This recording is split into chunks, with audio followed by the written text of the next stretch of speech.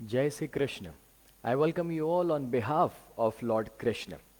मैं देख सकता हूँ कि इतनी सुबह हर दिन जो मेरे सामने लाइव हो जाते हैं वो सिर्फ वो लोग हैं जिनके अंदर भगवान श्री कृष्ण के प्रति कुछ ऐसी चाहत है या फिर जिंदगी को बेहतर बनाने की जो आपके अंदर की चाहत है उसे मैं प्रणाम करता हूँ। And I am so grateful and thankful कि आप सभी मुझे अपना कीमती सुबह का जो वक्त है वो निकाल करके देते हैं।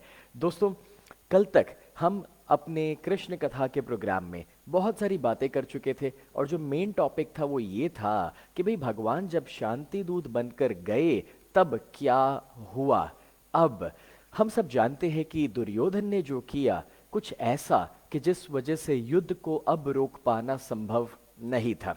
लेकिन आपको पता है, एक वक्त ऐसा था कि जब युद्ध रुक सकता था। हाँ, सही सुना आपने। आपको पता है, जब अर्जुन ने अपने परिवार को सामने देखा वो लड़ने के लिए राजी नहीं था, तब वो कहता है कि भगवान मैं ये लड़ाई नहीं करना चाहता। मगर यहाँ पर अगर भगवान चाहते और अर्जुन को ये मनवा लिया होता, ठीक है भाई तुम लड़ाई मत करो, चलेगा। और अगर अर्जुन पीछे हट गया होता तो ये संभव नहीं था कि दूसरे पांडव अर्जुन के बिना ये डिसीजन ले पाते कि भाई हमें मिलकर के ये लड़ाई करनी है। And that's where a very big question कि भाई क्यों भगवान ने अर्जुन को पीछे नहीं हटने दिया। दोस्तों, इसका वजह, इसका कारण भगवत गीता के अंदर छुपा हुआ है। तब भगवान ने जो गीत गाया जिसे हम भगवत गीता कहते हैं, दोस्तों उसी के अंदर एक ऐसा रहस्य छुपा हुआ है कि भाई जो अर्जुन ने अपने परिवार को जब सामने देखा तो एक तरीके से साइकोलॉजिकली वो डिस्टर्ब हो गए थे। उनके दिमाग में ये ख्याल आ गया कि भाई ये पैसा या फिर ये जमीन जायदाद लेकर मैं करूं क्या जब मुझे अपनों को उसके लिए मारना पड़ रहा है। और तब दोस्तों मजेदार बात यह है कि पूरी भगवत गीता में कहीं पर भी युद्ध की कोई बातें नहीं है या फिर युद्ध की कोई डिस्कशन या स्ट्रैटेजीज नहीं है। भगवान ने अर्जुन को जिंदगी का नॉलेज दिया है, इस संसार का, इस जीवन का सच्चा ज्ञान दिया है। और जब वो अर्जुन ने पा लिया, फिर एक वक्त आया कि जब अर्जुन लड़ने के लिए तैयार हो गया। मतलब कि एक तरीके से कहूँ तो अर्जुन अपने डिप्रेशन से बाहर निकल आया। आपको पता है, तीन टाइप की पर्सनालिटीज होती हैं। एक जो बहुत ज़्यादा एम्बिशियस होते हैं, मतलब कि सिर्फ गोल और पैसा और एम्बिशन के पीछे भागते रहना। दूसरी पर्सनालिटी होती है जो बहुत ज़्यादा पैसिव होती है, कंफर्टेबल जीते हैं, शांति के लिए जीते हैं, उनकी लाइफ में कोई ज़्यादा मोह माया नहीं है। मगर आपको क्या लगता है, इन दोनों में से अगर चुनना है तो आप कौन सी पर्सनालिटी चुनना चाहेंगे, ए या बी? मुझे कमेंट में बताइए।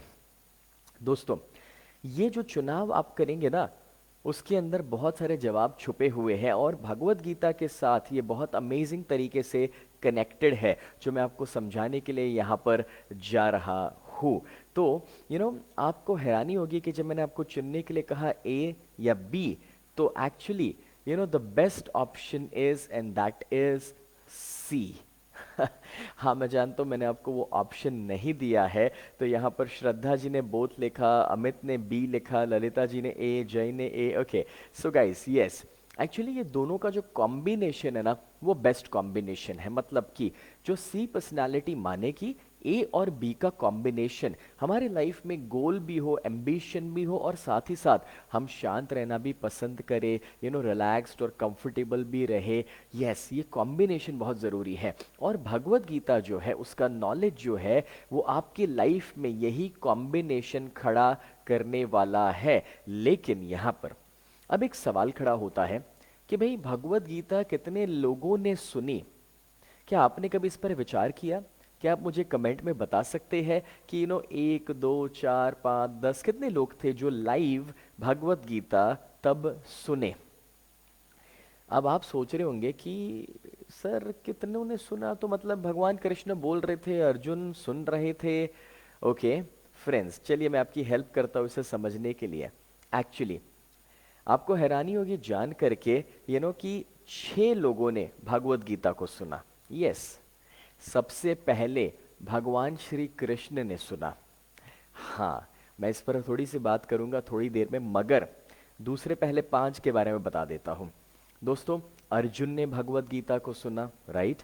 उसी के साथ हनुमान जी ने भगवत गीता को सुना, क्योंकि रामायण और महाभारत में आप जानते हैं कि एक कैरेक्टर जो कॉमन थे वो थे हनुमान जी, और मैंने आपको आगे बताया था कि वो अर्जुन के रथ के ऊपर सवार थे, और इसलिए अर्जुन के रथ के ऊपर जो फ्लैग था ना उसमें हनुमान जी का पेंटिंग या फोटोग्राफ आप कभी देख पाएंगे।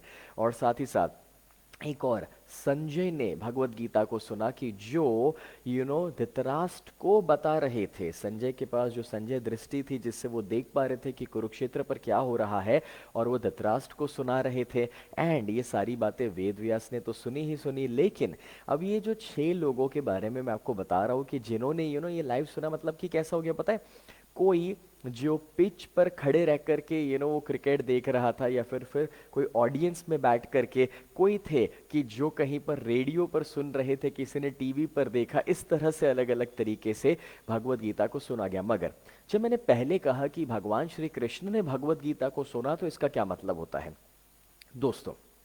भगवान श्री कृष्ण जब इस संसार में आए थे एक शरीर को धारण करके, लेकिन उनके अंदर एक और कनेक्शन और एक और रूप था, और वो था पर ब्रह्म का। मैं आपको समझाता हूं दोस्तों। आप सभी ने सुना है गुरुर ब्रह्मा गुरुर विष्णु गुरुर देवो महेश्वराय, गुरुर साक्षात पर ब्रह्म। अब ब्रह्मा विष्णु महेश, इनके बारे में तो आप सब जानते हैं, इनके फोटोग्राफ्स और पेंटिंग्स और सब कुछ आपने देखा हुआ है। मगर मुझे बताइए पर ब्रह्म मतलब क्या?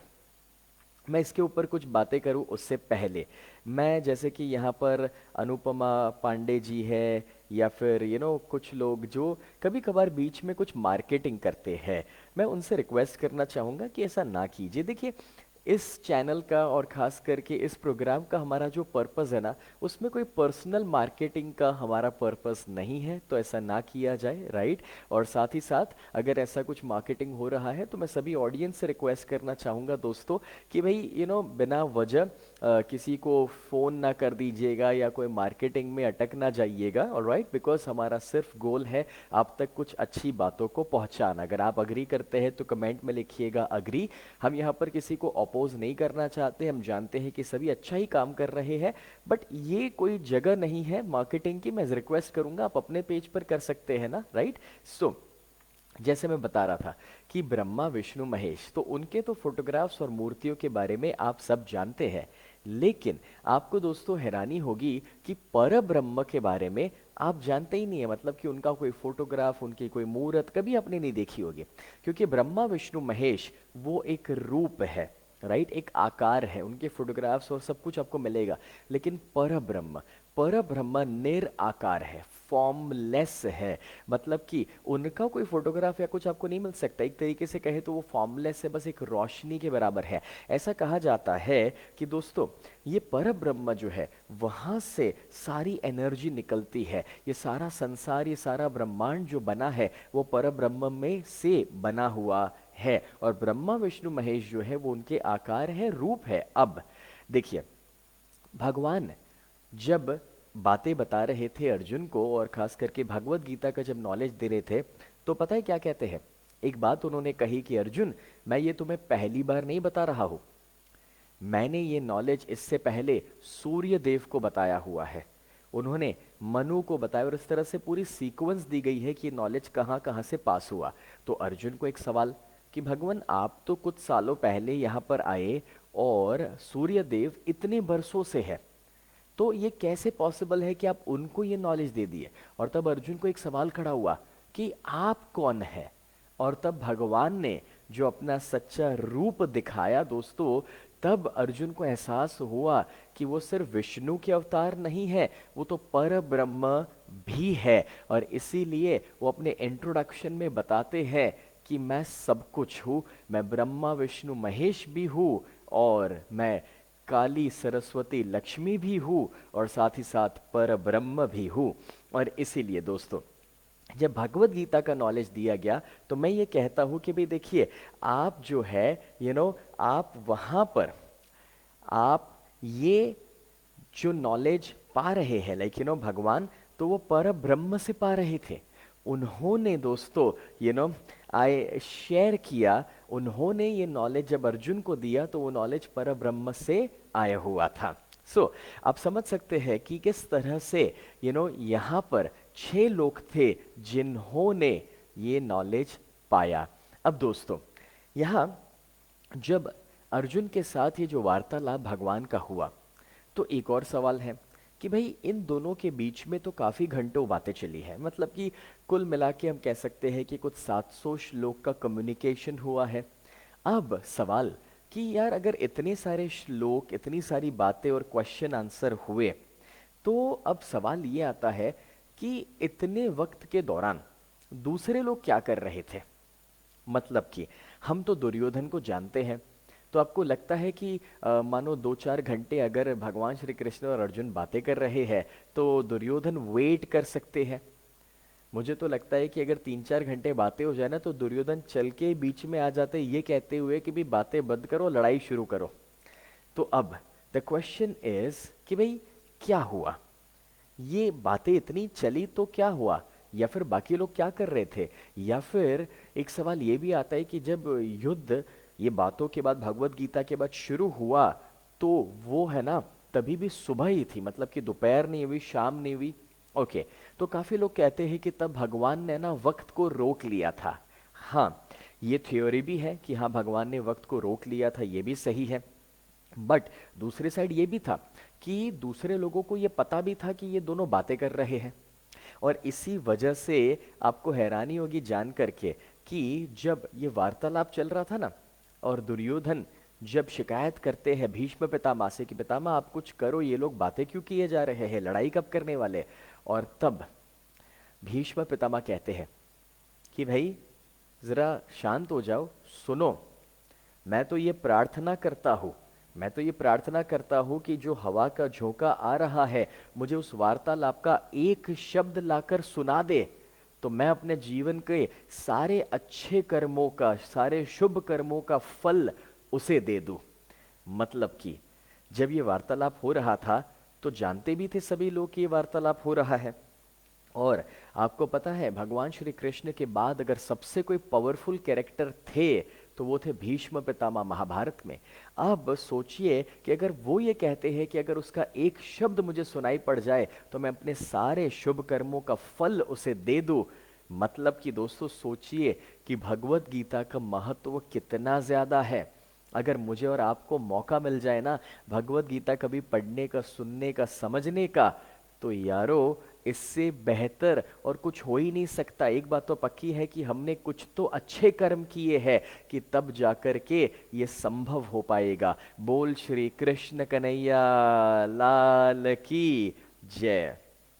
तो दोस्तों, मैं आपको इस एग्जाम्पल से समझाना ये चाह रहा हूं कि आप देखिए हाउ अमेजिंग इज दिस कि अब वार्तालाप भी हो रहा है, सभी को पता भी चल रहा है, तो समय रुका भी नहीं है। हुआ क्या, तो अगर आप मुझसे पूछेंगे तो जो मैंने पढ़ाई की उसमें से एक थ्योरी को जो मैंने समझा है, एंड दैट इज, आप कभी जब सपना देखते हैं, आपने कभी एक्सपीरियंस किया है कि आप सुबह 5:30 का अलार्म सेट किए, ठीक है, और आपकी एक बार आंखें खुल जाती है और फिर आप उसे स्नूज करते हैं। ओके, तो जब आप स्नूज करते हैं और उसके 5-10 मिनट के बाद आप आंखें खोलते हैं, लेकिन वो 10 मिनट में कभी कभार हम एक और सपना देख रहे हैं, और वो सपने में इतना सब कुछ हो जाता है कि जब हम आंखें खोलते हैं तो एक बारी हमें ऐसा लगता है कि यार लगता है मैं बहुत ज़्यादा सो लिया, बहुत वक्त चले गया।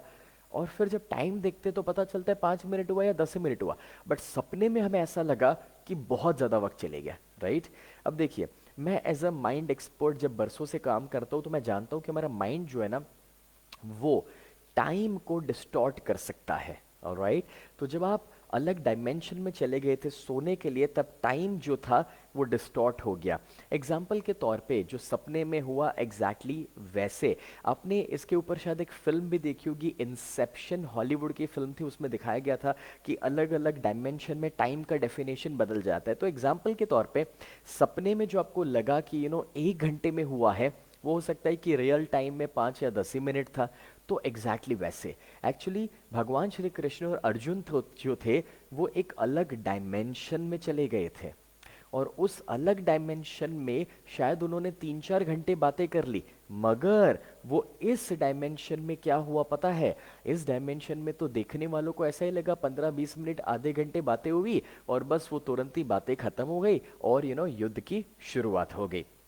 सो मैं कहना ये चाह रहा हूँ दोस्तों कि ये एक थ्योरी है, and I am not saying कि इट्स ये 100% सही है, बट मुझे मज़ा आता है अलग अलग जगह से जब अलग अलग चीज़ें मैं पढ़ता हूँ तो उसे इंटरप्रीट करना और कुछ अलग तरीके से देखना, उसे एनालाइज करना। मैं आशा रखता हूँ कि आप भी आज कुछ नया समझ रहे कि भी इतने लोगों ने भगवत गीता को सुना था या फिर कुछ ऐसा हुआ था वहाँ पर सो फ्रेंड्स, यहाँ मैं ज़रूर कहना चाहता हूँ कि अगर आपने इस वीडियो को लाइक नहीं किया, शेयर नहीं किया, कर दीजिएगा। क्योंकि देखिए आज पता है हमारे शास्त्रों के बारे में या हमारे इतिहास के बारे में कहाँ हम कुछ सीख पा रहे हैं, जान पा रहे हैं। इट इज़ अनफॉर्चुनेट कि कितने सारे पेरेंट्स हैं जो अपने बच्चों को संस्कार तो देना चाहते हैं, बट प्रॉब्लम पता है क्या है? खुद जब वो अच्छी चीज़ें पढ़ेंगे नहीं, सुनेंगे नहीं, और उनके पास अगर आज टाइम नहीं है तो वो अपने बच्चों को कैसे सिखाएंगे? एक ज़माने में दादा दादी हुआ करते थे, लेकिन आजकल जॉइंट फैमिली का कॉन्सेप्ट थोड़ा कम हो रहा है। तो अब दादा दादी दादी बच्चों को है ना ट्रेडिशनल माइथोलॉजिकल फिलोसॉफिकल बातें समझाते थे, बताते थे। बट आज दादा दादी अगर नहीं है, पेरेंट्स के पास टाइम नहीं है, तो बच्चों को ये सारी चीज़ें कौन सिखाएगा? और हम इसीलिए दोस्तों ये फेसबुक के ऊपर लाइव करते हैं कि जितने रिकॉर्डिंग्स अगर आपने कभी मिस कर दिए तो आप बाद में भी देख पाएंगे, और खास करके टीनेजर्स ये चीज़ें देखे। और इसलिए मैं चाहता हूँ कि जितना हो सके उतना शेयर कीजिए, क्योंकि अब जब मैं भगवत गीता के टॉपिक की ओर आगे बढ़ रहा हूँ, आप देखिए आज हमारा जो 17th डे है, उसमें पहले दिन से जब से हमने शुरू किया था तो पहले भगवान श्री कृष्ण की ज़िंदगी के बारे में समझा, फिर उनका रोल महाभारत में क्या था उसके बारे में समझा। अब हम भगवत गीता की ओर आगे बढ़ रहे हैं, और मैं आपको दोस्तों यहाँ पर जब अब भगवत गीता एक्सप्लेन करना शुरू करूँगा ना, आपको इतना मज़ा आने वाला है और इतना अच्छा लगने वाला है ये चीज़ें देख करके, सुन करके, सीख करके, क्योंकि हमारी भगवत गीता बहुत ईजी और बहुत सिंपल है। मैं आपको बता दूं कि 10 साल का बच्चा भी समझ लेगा, क्योंकि मैं आपको भगवत गीता उस तरीके से नहीं समझाने वाला जिसमें अर्जुन और भगवान श्री कृष्ण के बीच में जो बातें हुई ना, अगर मैं वो सेम टू सेम बताना शुरू कर दूंगा तो दोस्तों पता है क्या होगा? आप है ना सुनते हुए ये बोलने वाले, अरे वाह, सर के पास कितना नॉलेज है, जबरदस्त। लेकिन अगर कोई पूछेगा कि भाई तुझे समझ कितना आया, तो अपना जवाब क्या होगा? अरे वो तो जबरदस्त बताते हैं, लेकिन यार आधा समझ नहीं आता है मुझे। मैं कहना ये चाह रहा हूँ कि मैं उसे संस्कृत में नहीं या फिर ऐसी कोई भाषा में नहीं कि जो आप सुन ले लेकिन उसे अप्लाई ना कर सके, मैं उसे 21वीं सदी में सिंपल करके समझाने वाला हूँ। मैं उसे 21वीं सदी में इतना इजी करके बताऊंगा कि आप देखेंगे कि आप बड़ी आसानी से उसके साथ कनेक्ट कर पाए, और उसमें से आज के ज़माने में अपनी पर्सनल और अपनी प्रोफेशनल लाइफ के बारे में दोस्तों अप्लाई कर सके वो सारे प्रिंसिपल्स को। अब देखिए भगवत गीता पहला श्लोक पता है किसने बोला था? गेस करो, कमेंट में बताओ मुझे। यस, पहला श्लोक किसने कहा था दोस्तों? सबसे पहला श्लोक भगवत गीता का जहां से शुरू होता है वो अर्जुन ने नहीं कहा, वो भगवान श्री कृष्ण ने भी नहीं कहा है दोस्तों। वो सबसे पहला श्लोक कहा गया है धृतराष्ट्र के द्वारा। यस, वो संजय से पूछ रहे हैं कि संजय मुझे ये तो बताओ कि भाई कुरुक्षेत्र पर क्या हो रहा है। और वो पहला श्लोक जहां से दोस्तों शुरुआत होती है, जब धृतराष्ट्र ने पूछा धर्म क्षेत्र कुरुक्षेत्र संवेदा युत्सवा माम का पांडवाश्चैव किम कुर्वत संजया, वो पूछ रहे हैं कि भी धर्म क्षेत्र कुरुक्षेत्र पर क्या हो रहा है संजय, मुझे बताओ मेरे बच्चे और पांडु के बच्चे क्या कर रहे हैं, मुझे उसका वर्णन दो। अब जब ये दोस्तों शुरुआत हुई, आपको इस पहले श्लोक के अंदर ही बहुत अमेजिंग चीजें हैं जिसके राज और जिसके सीक्रेट मैं आपके साथ शेयर कर सकता हूँ। अगर आपने पहले ही इस श्लोक को समझ लिया ना, तो आपके घर में होने वाली सारी तकलीफें, कॉन्फ्लिक्ट्स और प्रॉब्लम्स इसी के अंदर खत्म हो जाएंगे। लेकिन ये जो पहला श्लोक है वो मैं कल आपको समझाऊंगा। यस, इसका मीनिंग मैं कल से शुरू करूंगा और कल से एक्चुअल भगवत गीता की मैं शुरुआत करूंगा। मगर आज के लिए मैं आपको एक सवाल पूछना चाहता हूँ। उस समय तो भगवान ने पांडवों का साथ दिया, मगर आज का सवाल मेरा ये है कि दोस्तों अगर आज भगवान श्री कृष्ण इस दुनिया में आ जाए तो वो किसका साथ देंगे? उस समय तो पांडवों का साथ दिया, आज किसका साथ देंगे? जब भी मैंने ये सवाल पूछा है ना ऑडियंस को, लाइव ऑडियंस, तो ज्यादातर लोगों का पता है कैसा जवाब होता है? सर हमारा साथ देंगे। अब ये तो हम सब जानते हैं और चाहते हैं कि भाई भगवान हमारा साथ दे, मैं भी चाहूंगा कि वो मेरा साथ दे। मगर दोस्तों, जब उन्होंने तब पांडवों का साथ दिया था, तो उन्होंने एक्चुअली धर्म का साथ दिया था, सच्चाई का साथ दिया था। अगर आप भी अपने जीवन में सच के रास्ते पर चलेंगे, अगर आप भी अपने जीवन में दोस्तों सभी का भला चाहेंगे, अगर आप भी अपने जीवन में दोस्तों कुछ अच्छा ही करना चाहेंगे, तो ऑलवेज रिमेंबर फ्रेंड्स, ईश्वर हमेशा हमारा साथ देंगे, क्योंकि बरसों से उन्होंने सिर्फ और सिर्फ सच का और धर्म का साथ दिया है। सी, जब भी आप कोई भी अच्छा काम करेंगे ना, आप उनके रिप्रेजेंटेटिव बन जाते हैं, उनके ही एजेंट बन जाते हैं। एग्जाम्पल के तौर पे सोचो, आप कोई बड़ी कंपनी है और कोई बड़ी कंपनी के डीलर या डिस्ट्रीब्यूटरशिप लेंगे, ठीक है ना? तो आप वो कंपनी का जब काम संभाल रहे हैं, तो कॉमन सेंस की बात है कि वो बड़ी कंपनी हमेशा आपको साथ देगी या नहीं देगी, क्योंकि भी आप तो उनके अच्छे डिस्ट्रीब्यूटर है, डीलर है। तो अगर भगवान का काम आपने उठा लिया, सच को आगे बढ़ाने का, लोगों को पॉजिटिव बनाने का, लोगों के जीवन में शांति फैलाने का, लोगों की हेल्प करने का, जो ईश्वर का काम है, तो आप उनके डीलर और डिस्ट्रीब्यूटर बन गए ना। तो ऑटोमेटिकली ईश्वर हमेशा हमारा साथ देंगे, निभाएंगे।